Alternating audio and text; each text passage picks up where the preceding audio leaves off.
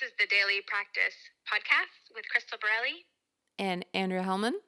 Hari Om, Hari Om, Hari Om. If you're able to close your eyes, you're not driving, do that. Otherwise, just listen in. And I'll have you take some deep yogic breaths. So fill your belly up first, around your waist and up to your upper lungs. And then the soft, steady exhale breath out from upper lungs down through the ribs and waistline and down into your belly. And then just a couple more like that. So try to stretch your inhales and match your exhales, the samavriti.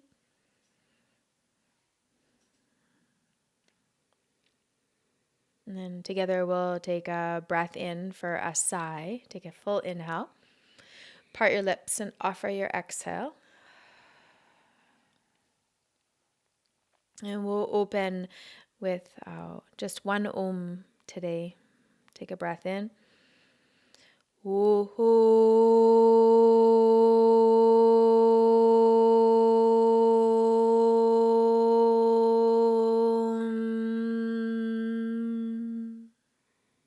Today's episode is a short one because it's potent. It's a small clip we recorded back in December when we first decided to make a podcast. It's us actually just playing around and sort of getting used to everything. But when I was listening to it last week, I realized, just like all of Crystal's teachings, it needs to be out there in the world. The podcast is slowly morphing into something, and next week's podcast is going to have our first guest ever. It's neuroscience Yogi Julia McCabe, so listen to it.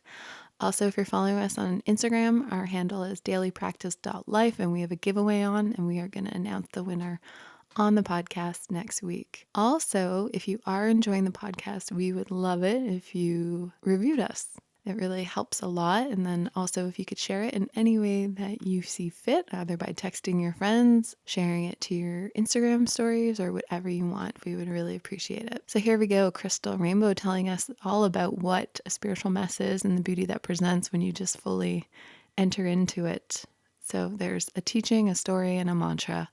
And remember, we're all just doing our best. Oh, and I should say for the giveaway, what we're giving away is 3 mini courses all about Om, the primordial sound. It's a video series and it is self-paced. There's a lot of journal prompts, there's a lot of practices, and the idea behind just taking it right down to the root Om, which is really the primordial sound, the root of everything. If you do that, you can really find your Om and essentially find your voice in this world. And Om is such a grounding force, and that is why, actually, I'm not going to tell anymore. If you do the course, you'll figure out why Om is the best. Enjoy. Hari Om, Hari Om. We have a shirt called Spiritual Mess, which was, I think your husband was the... Oh yeah, Borelli came up with that one. I think because he looks at me and he's like, you are a spiritual mess. And how does that enter you when he tells you that? Oh, I just start laughing. Like, it's so true. It's so true. Yeah. I think that the more you start to look at yourself, you start to realize how much of a mess we really are. But what a beautiful mess it is, right? Like we happen to figure out a little bit of the organized chaos. That's how I kind of explain India as well. It's like organized chaos in all its beauty. And yeah, and that's okay. It also I feel like it keeps you really humble. It's like not putting yourself on a pedestal, because what happens in yoga is that we get these tools, we get this power. It's called the siddhi, this power, and it can make you fall from grace. And we've seen a lot of teachers do that. They misuse their power. I mean, not just teachers. We see in our government, we see in our whole society the misuse of power. So it's the same in the yoga world and these yogic practices. So recognizing that, you're trying your best, you're doing your best, you're on your spiritual path, you're part of, you have your sadhana, which is the spiritual practice, yet stay humble. Yeah. Stay humble, check your ego, and spiritual mess is this like representation of that. Boom. What would be a good mantra for spiritual mess? Oh man, I've had 1,000 mantras just like zoom through my brain. I think the one that's most potently coming forth is a mantra to Hanuman. because Hanuman represents so many things, but one is courage, to be courageous, to be devoted. So even though you're in your disaster in that moment of life, that still be devoted to your practice and to your continuous growth and just compassion, as we talked about earlier. He represents the bhakti, which is the devoted one. That kind of sums that up. And internal strength. Yes, external strength, physical strength, but the internal strength is so needed to be able to endure yourself through.